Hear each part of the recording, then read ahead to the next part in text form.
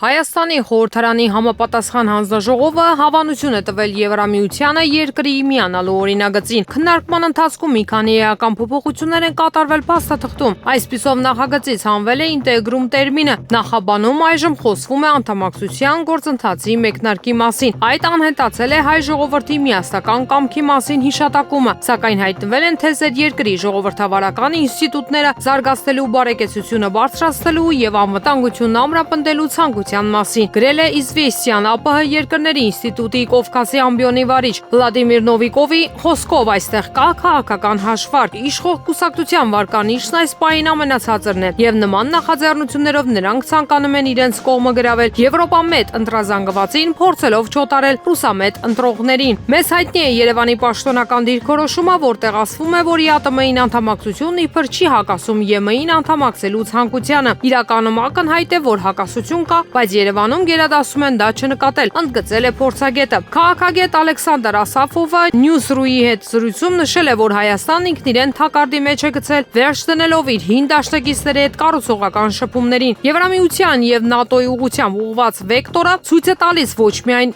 իր անարդյունավետությունն, այլև իրագործման անհնարինությունը, նույնիսկ երբ համոզիչ խոստումներ են տրվում, նշել է Ասաֆովը։ Փորձագետի խոսքով այժմ Երևանը անհասկանալի պատճառով ցանկանում է պահպանել Մոսկվայի հետ խաթարված հարաբերությունները։ Ասաֆովը կարծում է, որ Ռուսաստանը սակայն սրան պետք է զուսպ արձագանքի։ Նա նաև անդրադարձել է հայ-ադրբեջանական հարաբերությունների, նշելով, որ միայն Երևանի ցանկությունը բավարար չէ Ադրբեջանի հետ վիճելի հարցերը լուծելու համար։ Սա նույնիսկ երկկողմանի ճանապարհ չէ, այլ եռակողմ ճանապարհ։ Այստեղ միայն Հայաստանի ցանկությունը բավարար չէ, քանի որ այս ուղու վրա որևէ որոշում կայացնելու համար դա պետք է լրջորեն քննարկվի, նշել է փորձագետը։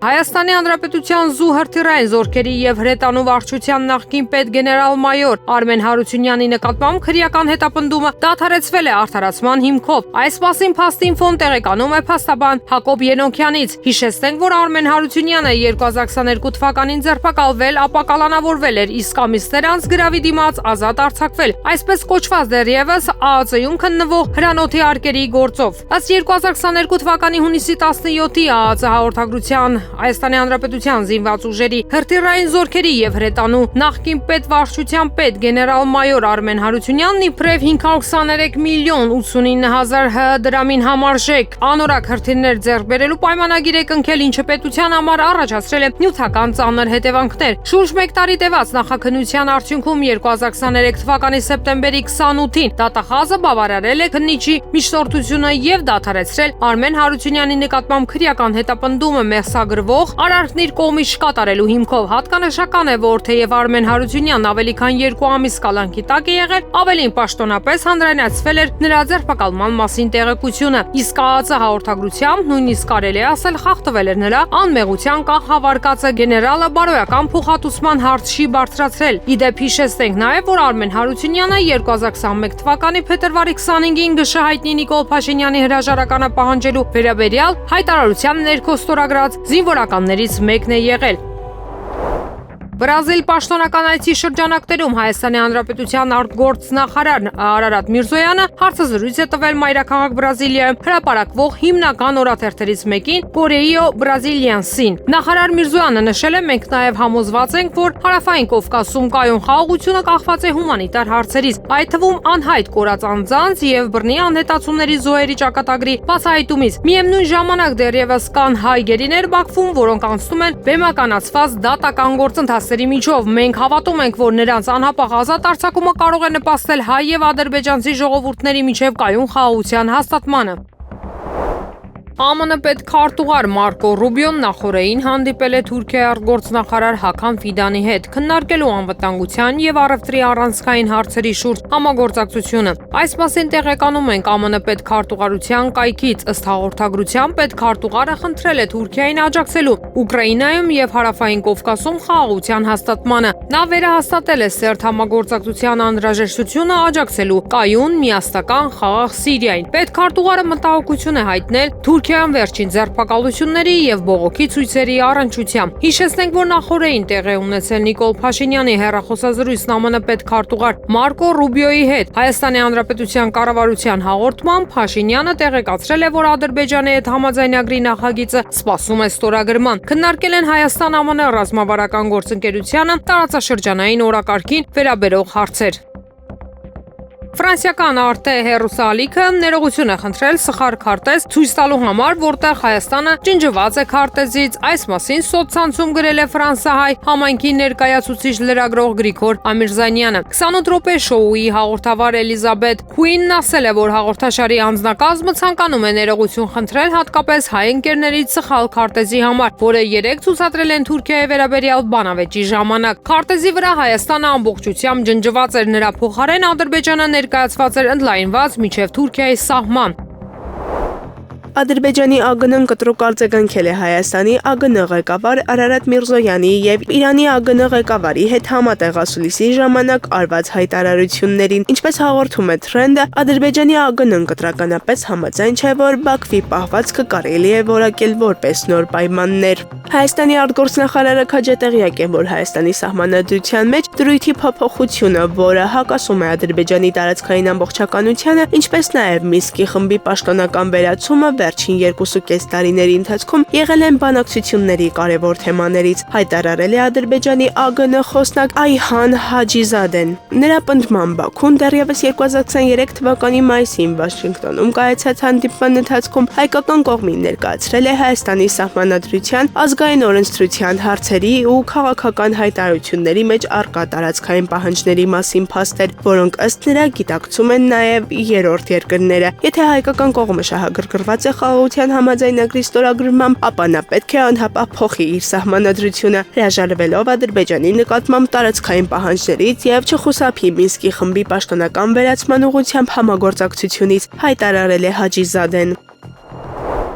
Ֆրանսիան կարծում է, որ Ռուսաստանի եւ ԱՄՆ-ի պայմանավորվածությունները Սև ծովում նավագնացության անվտանգությունն ապահովելու եւ էներգետիկ ենթակառուցվածքների վրա հարձակումներից զերծ մնալու վերաբերյալ բավարար չեն Ուկրաինայում կայուն խաղաղություն ապահովելու համար։ Այս մասին հայտնում է Agence France-Presse, հղում անելով Ելիսեյան պալատի աղբյուրին։ Սև ծովում էներգետիկ ենթակառուցվածքների կամ նախաձեռնությունների մորատորիումը ճիշտ ուղղությամբ է, բայց դրանք բավարար չեն տևական վստահելի հրադադար հաստատելու համար։ Էլ չենք խոսում խաղաղության համաձայնագրի մասին։ Մեջբերում է գործակալությունը Ելիսեյան պալատի անանուն ներկայացուցչի խոսքերը։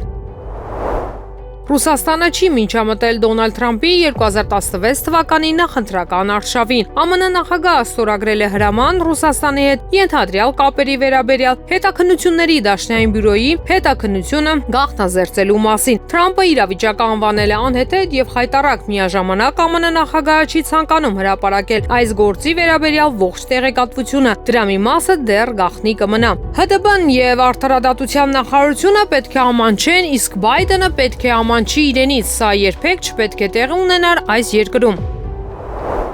Իրանի արտաքին գործերի նախարարի Հայաստան պաշտոնական այցի շրջանակները մարտի 25-ին Հայաստանի Հանրապետության արտաքին գործերի նախարարությունում տեղի ունեցել Հայաստանի եւ Իրանի արտաքին գործերի նախարարությունների մամուլի խոսնակներ Անի Բադալյանի եւ Էսմայիլ Բաղայեի հանդիպումը։ Այս մասին հայտնում են Հայաստանի Հանրապետության արտաքին գործերի նախարարությունից։ Զրուցակիցները քննարկել են ռազմավարական հաղորդակցության ոլորտում երկու երկրների արտաքին քաղաքական գերատեսչությունների միջև համագործակցության հարցեր։ Ընդգծվել է Հայաստանի եւ Իրանի միջև առկա բարձր մակարդակի քաղաքական երկխոսությանը, համահունչ երկու արտաքին գործերի նախարարությունների մամուլի ծառայությունների միջև ակտիվ փոխգործակցության հետագա զարգացման եւ նախաձեռնությունների կյանքի կոչման հարցում առկա պատրաստակամությունը։ Մտքեր են փոխանակվել ԶԼՄ-ի միջև համագործակցության եւ լրագրողների փոխայցելությունների ծրագրերի իրականացման հնարավորությունների շուրջ։ Անի Բադալյանը եւ Էսմայիլ Բաղայեն քննարկել են ապատեղեկատվության դեմ պայքարի արդյունավետ մեխանիզմների կիրառման կարևորությունը, հաշվի առնելով նաև տարածաշրջանային ընթացիկ զարգացումները։ Նկատի ունենալով տարածաշրջանային հաղորդակցությունների ապաշրջափակման թեմայի շուրջ հանրային մեծ ուշադրությունը, զրուցակիցներն անդրադարձ են կատարել Հայաստանի Հանրապետության կառավարության կողմից մշակված խաղաղության խաչմերուկ նախագծի եւ ընդգծել դրա հիմքում ընկած առանցքային սկզբունքների անվերապահ հարգման առնչությամբ շարունակական հանրային հաղորդակցության կարևորությունը։ Սյունիքի մարզի Խոզնավար եւ Խնածախ գյուղերի բնակիչները հայտնում են, որ վերջին օրերին ադրբեջանական կողմից ակտիվ կրակոցներ են հնչում։ Մինչդեռ ՀՀ պաշտպանության նախարարությունը հայտարարում է, որ դրանք չեն թիրախավորում Հայաստանի տարածքը։ Ազատությունը կապ է հաստատել բնակիչների հետ։ Խոզնավարի բնակիչ Ռոման Գրիգորյանի խոսքով կրակոցներն ակտիվացել են վերջին օրերին։ Գիշերը ժամը 10-ին կրակել են 2-ին, 1 էլ 4-ին։ 3 դաշտում վարանելիս մեր ուղղությամբ են կրակել, ստիպված աշխատանքները 1-2 ժամով դադարեցրել ենք, նորից սկսել, ասել է բնակիչը։ Խնածախի բնակիչ Մանուշակ Սողոմոնյանի փոխանցմամբ կրակոցները հնչում են արդեն 5-րդ օրն անընդմեջ, ինչի հետևանքով գյուղի բնակիչները տագնապած են։ 5 գիշեր է անընդհատ կրակոցներ են։ Ժամը 12:20-ին սկսում են մինչև առավոտյան 5:30։ Ժողովուրդը խուճապի մեջ է, գյուղի վրայով կարմիր փամփուշտներ են անցնում։ Ժողովուրդը վախեցած է։ Տներին չեն կրակում, սարերին, միգուցե նաև մի օր տներին կրակեն, որպիսի մարդիկ դուրս գան գյուղից։ 5 գիշեր է սարսափի մեջ ենք ու տարբեր տեսակի զենքերով են կրակում, ասել է բնակիչը։ Ազատության հարցին ի պատասխան բնակիչը նաև ընդգծել է, որ Սյունիքի ամենավտանգավոր գյուղերից է, որտեղ ադրբեջանական դիրքերը շատ մոտ են։ Պոստը նայում է դեպի գյուղ, իսկ դպրոցն անմիջապես դիրքերին մոտ է, հավելել է բնակիչը։ Խոզնավարի մեկ այլ բնակիչ էլ նշել է, որ կրակոցները ակտիվանում են հատկապես գիշերային ժամերին եւ եվրոպացի դիտորդները գյուղում չեն։ Մինչդեռ պաշտպանության նախարարությունը չհերքելով կրակոցների արկայությունը շարունակում է պնդել, որ հրադադարի խափանման վերաբերյալ հաղորդագրություն չի տարածում, քանի որ դրանք չեն թիրախավորում Հայաստանի տարածքը։ Ազատությունը նշում է, որ Սյունիքի սահմանային գյուղերի վարչական ղեկավարները չեն արձագանքում զանգերին, իսկ այս գյուղերը միավորող տեղ խոշորացված համայնքի ղեկավար Դավիթ Խուլունցը հրաժարվել է մեկնաբանություն տալ, առաջարկելով անձամբ գնալ գյուղ եւ տեղում ծանոթանալ իրավիճակին։ Հիշեցնենք, որ անցած շաբաթվանից տեղեկություններ կային նաեւ Սոտքում հնչած կրակոցների մասին, սակայն պաշտպանության նախարարը խորհրդարանում լրագրողների հարցին ուղիղ չէր պատասխանել, նշելով միայն, որ գերատեսչությունը հաղորդագրություն տարածում է միայն վտանգավոր կրակոցների մասին։ Նշենք, որ մինչև այս դեպքերը Բաքուն պարբերաբար մեղադրում էր հայկական կողմին իր դիրքերը թիրախավորելու համար, ինչը պաշտոնական Երևանը կտրականապես հերքում էր։ Ազգային ժողովն երկրորդ ընթերցմամբ եւ ամբողջությամբ ընդունեց Եվրոպական միությանը Հայաստանի Հանրապետության անդամակցելու գործընթացի մեկնարկի մասին օրենքի նախագիծը՝ կողմ 64 դեմ 7 ձեռնպահ 0։ Ամերիկայի Միացյալ Նահանգները կօգնի Ռուսաստանին կրկին մտնել գյուղատնտեսական եւ պարարտանյութերի արտահանման համաշխարհային շուկաներ։ Այս մասին տեղեկանում ենք Սպիտակ տնից։ Այդ նպատակով Ամերիկայի Միացյալ Նահանգները կօգնի ընդլայնել Ռուսաստանի մուտքը նավահանգիստներ եւ վճարային համակարգեր, հաղորդել է Վաշինգտոնը։ Կողմերը Ռիադում նաև պայմանավորվել են ապահովել անվտանգ նավարկություն, բացառել ուժի կիրառումը Սև ծովում եւ շարունակել աշխատել Ուկրաինայում կայուն խաղաղության հասնելու համար։ Մոսկվան եւ Վաշինգտոնը պայմանավորվել են միջոցներ մշակել Ռուսաստանի եւ Ուկրաինայի էներգետիկ օբյեկտներին հարվածներն արգելող համաձայնագրի իրականացման համար։ Ռուսաստանի Դաշնության եւ Ամերիկայի Միացյալ Նահանգների պայմանավորվածություններն ուժի մեջ կմտնեն Ռոսելխոզբանկի եւ այլ ֆինանսական կազմակերպությունների նկատմամբ պատժամիջոցները հանելուց եւ SWIFT-ին միանալուց հետո։ Այսօր ԵՄ-ից հայտնում են ազգային ժողովը քննարկում է Եվրոպական միությանը Հայաստանի Հանրապետության անդամակցելու գործընթացի մեկնարկի մասին նախագիծը։ Ըստ հիմնական զեկուցող Արտակ Զեյնալյանի, Եվրոպայի տարբեր մայրաքաղաքներից հնչել են հստակ ազդակներ ի աջակցություն Հայաստանի Եվրամիության անդամակցելու մեկնարկին։ Ազգային ժողովի Եվրոպական ինտեգրման հարցերի մշտական հանձնաժողովի նախագահ Արման Եղոյանն էլ ասաց, որ կառավարությունն աջակցել էր օրենքի տեքստից հանել նախաբանը, ինչն էլ արել են։ Հայաստանն արտահայտելով ժողովրդի կամքը նախադասությունը հանել են, խմբագրել են այսպես. Հայաստանը նպատակ ունենալով զարգացնել ժողովրդավարական ինստիտուտները, բարձրացնել հասարակության բարեկեցությունը, ամրապնդել անվտանգությունը, դիմակայությունը եւ իրավունքի գերակայությունը, հայտարարում է Հայաստանի ԵՄ-ին անդամակցելու գործընթացի մեկնարկը։ Հայաստանի Հանրապետության արտաքին գործերի փոխնախարար Պարուր Հովհաննիսյանն էլ ասել է, որ օրինագծի ընդունումն ինքնին չի հանդիսանում Եվրամիությանն անդամակցելու հայտ։ Այնուամենայնիվ այն հաղորդում է Եվրամիության հետ գործընկերության խորացումը նորմակարգի հասցնելու ցանկություն ունեցող Հայաստանի Հանրապետության քաղաքացիների ձգտումը ու համահունչ է բալանսավորված արտաքին քաղաքականությանը, ընդգծել է նա։ Ժողովուրդ օրաթերթը գրում է, որ այսօր ազգային ժողովում քննարկվելու է պետական կենսաթոշակների մասին օրենքում լրացումներ կատարելու մասին նախագիծը, սակայն իշխող քաղաքացիական պայմանագիր խմբակցությունը հայտարարել է, որ դեմ է առաջարկին։ Նախագիծը, որը ներկայացվել է ընդդիմադիր Հայաստան խմբակցության կողմից, առաջարկում է հետևյալը. 2026 թվականից նվազագույն կենսաթոշակի չափը չպետք է պակաս լինի պարենային զամբյուղի ամսական արժեքից, եւ միջին աշխատանքային կենսաթոշակը պետք է համապատասխանի սպառողական զամբյուղի արժեքին։ Առաջարկվում էր նաեւ սպառողական զամբյուղների բաղադրության եւ արժեքի սահմանման իրավասությունը վերապահել կառավարությանը։ ԱԺ աշխատանքի եւ սոցիալական հարցերի մշտական հանձնաժողովի նախագահ Հերիկ Նազ Տիգրանյանը նշել է, որ ներկայացված նախագծի կարգավորումների իշխանությունների 2021-ին ստանձնած հանձնարարությունների շրջանակում են։ Նրա խոսքով վերջին 4 տարիներին կառավարությունը հետևողական է եղել եւ կենսաթոշակների չափն արդեն ավելացել է 22%-ով։ Ժողովուրդ օրաթերթը թվային տվյալներով ներկայացրել է տարածաշրջանում եւ Ռուսաստանի Դաշնությունում միջին ամսական կենսաթոշակի քանակը։ Հայաստանում ծերության կենսաթոշակների չափը կախված է թոշակառուի աշխատանքային ստաժից եւ կենսաթոշակի տեսակից։ Աշխատանքային կենսաթոշակը, եթե անձն ունի աշխատանքային ստաժ, ապա կենսաթոշակի չափը հաշվարկվում է հիմնականում կենսաթոշակի հիման վրա, որը 2023 թվականից կազմում է 24000 դրամ։ Նվազագույն կենսաթոշակի չափը սահմանվել է 36000 դրամ։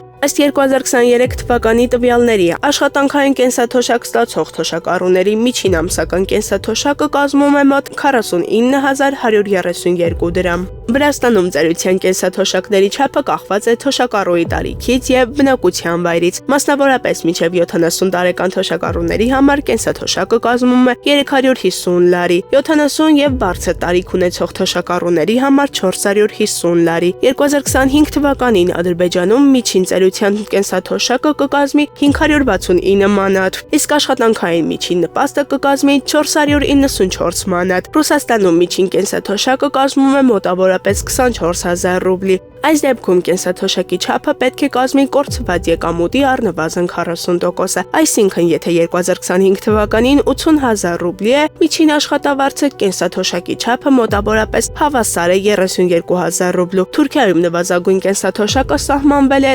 10315 լիրա։ Առավելագույն վճարը կազմում է 25000 լիրա, որը սովորաբար ստանում են պետական հատվածի նախկին աշխատակիցները, ինչպիսիք են քաղաքապետները, նախարարները եւ վարչակազմի ղեկավարները։ Դոկտորական կոչում ունեցող Թուրքիայի քաղաքացիների միջին կենսաթոշակը կազմում է 18000 լիրա։ Այս տվյալները ցույց են տալիս, որ Հայաստանը տարածաշրջանում կենսաթոշակների ամենացածր մակարդակն ունի։ Վրաստանի հետ գրեթե նույն մակարդակում է, բայց վերջին տեղում է հարևան երկրների շարքերում։ Օրեցօր թանկացող ապրանքների, հարկերի եւ կոմունալ ծախսերի պայմաններում ՀՀ թոշակառուների համար միջին կենսաթոշակը բավարար չէ անգամ նվազագույն կարիքները հոգալու համար։ Չնայած իշխանությունների հայտարարություններին կենսաթոշակների ավելացման մասին, վիճակագրությունն ակնհայտ է։ ՀՀ կենսաթոշակառուները շարունակում են գոյատևել ամենադժվար պայմաններում, ընդգծում է Ժողովուրդ օրաթերթը։ Ձեզ ասվել է, որ պետք է դուք քվեարկելուց նկարեք, որպեսզի տեսնեն ովքեր են։ Ոչ։ Պատվեր չկա, պետք է բոլորը միակով։ Ոչ, հարկելիս ոչ, նման բան չկա։ Հիմա տեսեք, Հովիկ Աղազարյանը մեղադրվում է, հա, Յուրաքանչյուր պատգամավոր պարտավոր է իր խղճի, իր մտքի, իր համաձայնության ներքո նոր հնարավոր է, որ բոլորը ձեր խղճի ներքո կողմ քվեարկեք եւ որևէ մեկը չհամարձակվի։ Ես չեմ կարող ոչ մեկի։ Ես չեմ կարող ասել ոչ մեկի տեղը, թե ով ինչ կանի։ Ես իմ խղճի համաձայնքը քվեարկեմ այսքան։ Հիմա Հովիկ Աղազարյանը մեղադրվում է կաշառքա վերցնելու մեջ։ Լսեք, մենք ընդհանրապես ես չեմ խառնվում քնչական այդ հարցերին եւ այլն մեղադրանքին։ Ես ուղղակի պետք է համոզված լինեմ, որ այսպես ասած դատախազությունը ճիշտ է փաստերով համոզում է մեզ, որ անհրաժեշտ է զրկել անձեռնմխելուց, նոր Եվ վերջին հարցը տեսեք, իրավապահ համակարգ իր մահակը օգտագործում է այն ժամանակ, երբ որ ըստ էության տվյալ անձը այլևս չի հարում ԿՊԱ-կանին եւ իշխանությանն է, որտեղ այս քրեական գործը 1 տարուց ավել արդեն կար եւ գլխավոր դատախազը եկավ ազգային ժողով։ Այն ժամանակ, երբ որ Հովիկ Աղազարյանն այլևս ԿՊԱ-կան չի, սա ըստ էության կարա լինի նախադեպ այն առումով, որ սպառնում է ձեզանից յուրաքանչյուրի, երբ որ դուք ԿՊԱ-կան չլինեք, ձեր անձնապես ձեզ չեմ ասում, նկատի ԿՊԱ-կանների յուրաքանչյուրի վրա կարան բերել քրեական գործեր հարուցեն, այսինքն ԿՊԱ-կանը լինելը դառնում է այս բանի պաշտպանիչ օղակ։ Կներեք, ես բացարձակ համաձայն չեմ ձեր արտահայտած մտքին մտքերի Բայց մի հետ։ տարի առաջ չէր գալիս դատախազը զբաղված։ Բացատրեց, ուշադիր լսեք, կներեք։ Դեռ չեմ կողմնորոշվել։ Չի համոզել։ Համոզել է, փաստարկները ճիշտ էին, բայց ես թե հիմա ինչպես քվեարկեմ կողմնորոշվեմ կասեք։ Շնորհակալություն։ Հայաստանի Հանրապետության գլխավոր դատախազ Աննա Վարդապետյանը նախկին ԿՊԱ-ական ներկայումս անկախ պատգամավոր Հովիկ Աղազարյանի դեմ այսօր ազգային ժողովում 2 դրվագով մեղադրանք ներկայացրեց։ Վարդապետյանը հայտարարեց Աղազարյանը քրեական գործի առաջին դրվագով կեղծ փաստաթղթերով եւ կաշառքի դիմաց խոստացել է անձին կազմակերպելու գյուղատնտեսական նշանակության կենդանիների արտահանում։ Այդ նպատակով պահանջել է $200-ից $300,000, կաշառք 150-ից 200 գլուխ գյուղատնտեսական կենդանիներ արաբական Միացյալ Էմիրություններ արտահանելու համար։ Քրեական գործի երկրորդ դրվագով Աչափնյակում գտնվող թիվ 136 հիմնական դպրոցի վթարային վիճակում գտնվող շենքը քանդելու եւ փոխարենը հողատարածքի մի մասի վրա բազմաբնակարան շենք կառուցելու համար Աղազարյանը Արա Մկրտչյանից պահանջել է $20,000 եւ $300,000 կաշառք։ Գլխավոր դատախազը միջնորդագիր է ներկայացել ազգային ժողովին համաձայնություն տալու Աղազարյանի նկատմամբ քրեական հետապնդում հարուցելու համար։ Ռուսական առաջին ալիքի ռազմական թղթակից Աննա Պրոկոֆիևան զոհվել է Բելգորոդի մարզում իր խմբագրության համար առաջադրանք կատարելիս, սոցցանցերում հայտնել է բլոգեր Վլադիմիր Ռոմանովը։ Ամենախագահ Շեյխ Մուհամմադ բին Զայեդ Ալ Նահյանը հեռախոսազրույց է ունեցել ԱՄՆ նախագահ Դոնալդ Թրամփի հետ, որի ընթացքում քննարկվել են երկու երկրների միջև ռազմավարական հարաբերությունները եւ բոլոր ոլորտներում հարաբերություններն ամրապնդելու ջանքերը իշահ երկու երկրների։ Armenpress-ի փոխանցմամբ այս մասին հայտնել է Էմիրատական BAM գործակալությունը։ Կողմերը նաեւ քննարկել են ընդհանուր հետաքրքրություն ներկայացող մի շարք տարածաշրջանային եւ միջազգային հարցեր, հատկապես Մերձավոր Արևելքի զարգացումները եւ Գազայի հատվածում հրադադար հաստատելու եւ տարածաշրջանային կայունությունը պահպանելու ուղղությամբ գործադրվող ջանքերը։ Այս համատեքստում ԱՄՆ նախագահը շեշտել է Գազայի ժողովրդին մարդասիրական օգնություն տրամադրելու կարեւորությունը, հաշվի առնելով այնտեղ ստեղծված ծանր հումանիտար իրավիճակը։ Նա նաեւ կոչ է արել աջակցել երկու պետությունների խնդիրների կարգավորմանը, որպես հիմք տարածաշրջանում համապարփակ, արդար եւ տևական խաղաղության հասնելու համար, որը կերաշխավորի անվտանգությունն ու կայունությունը տարածաշրջանի բոլոր երկրների եւ ժողովուրդների համար։ Նախագահ Ալ Նահյանը նաեւ հաստատել է ԱՄՆ-ի հանձնառությունը շարունակելու ամրապնդել համագործակցությունը Միացյալ Նահանգների հետ եւ աջակցելու տարածաշրջանում եւ աշխարհում խաղաղության եւ բարգավաճման հաստատմանը։ Կողմերը նաեւ հաստատել են իրենց հանձնառությունը շարունակելու երկու երկրների միջև ռազմավարական համագործակցությունը յոգուտ ընդհանուր շահերի։ Հեռախոսազրույցի ընթացքում անդրադարձ է կատարվել նաեւ Աբու Դաբիի փոխկառավարիչ ազգային անվտանգության հարցերով խորհրդական Շեյխ Տանհուն բին Զայեդ Ալ Նահյանի ԱՄՆ կատարած վերջին պաշտոնական այցի արդյունքներին։ Եմենում հութիների Անսար Ալլահ խմբավորումը 2 բալիստիկ հրթիռներով թիրախավորել է Իսրայելի Բեն Գուրիոն օդանավակայանը։ Armenpress-ի փոխանցմամբ այս մասին հայտարարել է խմբավորման ռազմական խոսնակ Յահյա Սարին։ Հայտարարության մեջ Սարին հաստատել է, որ գործողությունը հաջողությամբ հասել է իր նպատակին, հավելելով, որ հութի խմբավորումը նաև կշարունակի խոչընդոտել իսրայելական նավերի նավարկությանը, քանի դեռ չի դադարեցվել Գազայի հատվածի պաշարումը եւ անկլավի նկատմամբ ագրեսիան։ Ալ Ջազերայի փոխանցմամբ հութիների ռազմական խոսնակը նշել է, որ Կարմիր ծովում 24 ժամվա ընթացքում Անսար Ալլահն արդեն երկրորդ անգամ հրթիռներով եւ անօդաչու սարքերով թիրախավորել է ամերիկյան Հարի Թրուման ավիակիրը եւ մի քանի ռազմածովային նավեր։ Նա հայտնել է, որ Հարի Թրուման ավիակրի եւ ամերիկյան ռազմանավերի հետ բախումը տևել է մի քանի ժամ եւ խափանվել է Եմենի դեմ նախապատրաստվող օդային հարձակումը։ Գերմանիան լրացուցիչ պատժամիջոցներ է սահմանել Վրաստանում բողոքի ցույցերը ճնշելու համար պատասխանատու պաշտոնյաների դեմ։ Այս մասին նշվել է երկրի արտաքին գործերի նախարարության հայտարարությունում։ Երկրի արտաքին գործերի նախարարությունը հայտնել է, որ վրացիները գրեթե 3 ամիս շարունակ բողոքում են կողմ արտահայտվելով Եվրամիությունում ապագայի համար եւ երկրի ղեկավարության կուրսի դեմ։ Նրանք շարունակում են բախվել ահաբեկումների, ձերբակալությունների եւ բռնությունների։ Այսօր Գերմանիան մուտքի լրացուցիչ արգելքներ է սահմանել մի շարք պաշտոնյաների համար, որոնք պատասխանատու են Վրաստանում բողոքի ցույցերը ճնշելու համար, հայտնել են Գերմանիայի արտգործ նախարարությունից։ Դեկտեմբերին Մեծ Բրիտանիան եւ Միացյալ Նահանգները հայտարարել են Վրաստանի ներքին գործերի նախարարի եւ անվտանգության ուժերի այլ ներկայացուցիչների դեմ պատժամիջոցների մասին։ Հունվարի 27-ին Եվրամիության երկրների արտաքին գործերի նախարարները որոշում են կայացրել չեղարկել անվիզա ռեժիմը Վրաստանում դիվանագիտական անձնագրեր ունեցողների համար։ Ժողովուրդ օրաթերթը գրում է. Իշխող քաղաքպայմանագիրը իր ողջ ռեսուրսով եւ քարոզչական եւ պաշտոնական աշխատում է Չեզոք Հասան Վարդան Ղուկասյանին։ Ժողովուրդ օրաթերթի ԿՊԱ-մերձ աղբյուրները փոխանցում են, որ քարոզչության այս օրերին տուն-տուն բակ-բակ շրջելու արդյունքում ԿՊ-ն պարզել է, որ նախկին Թալանչի եզրույթը Գյումրիում արդիական չէ եւ Վարդան Ղուկասյանը ակնհայտորեն առաջատար է։ Ուստի հրահանգվել է նրան վարկաբեկելու, թիմակիցներին ահաբեկելու քայլերին նոր թափ հաղորդել։ Անգամ ազգային ժողովի ԿՊ խմբակցության падգամավոր Էմմա Պալյանը իշխանական լրատվամիջոցի հետ զրույցում ակնհայտորեն վիրավորելով Գյումրիում առաջադրված մյուս բոլոր ուժերին եւ թեկնածուներին երեք հայտարարեց, թե 8 ուժերից որևէ մեկին ձայն տալ նշանակում է քվեարկել Վարդան Ղուկասյանի օգտին։ Այսինքն ըստ Էմմա Պալյանի մյուս բոլոր 8 ուժերը Վարդան Ղուկասյանի արբանյակներն են, այդ թվում եւ Եվրադաշինքը, որը օր ու գիշեր եվրոպական արժեքներ է քարոզում ի հակադրություն կոմունիստական կուսակցության կողմից առաջադրված Վարդան Ղուկասյանի քարոզչությանը։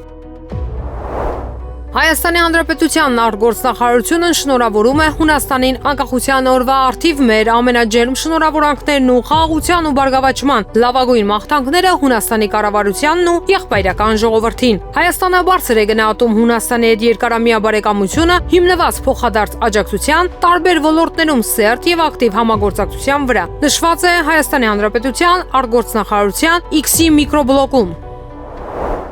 Իրանի եւ Հայաստանի արտաքին գործերի նախարարները քննարկում են ունեցել Արաքսկետի վրա նոր կամուրջ կառուցելու վերաբերյալ։ Պաշտոնական այցով Երևանում գտնվող Իրանի Իսլամական Հանրապետության արտաքին գործերի նախարար Սեյեդ Աբբաս Արաղչին եւ Հայաստանի Հանրապետության արտաքին գերատեսչության ղեկավար Արարատ Միրզոյանը քննարկել են Արաքսկետի վրա նոր կամուրջ կառուցելու հարցը։ Այս մասին այսօր Արարատ Միրզոյանի հետ համատեղ ասուլիսի ընթացքում նշեց իրանցի բարձրաստիճան պաշտոնյան։ Այն կդյուրացնի բեռնափոխադրումները, մասնավորապես նշել է Աբբաս Արաղչին։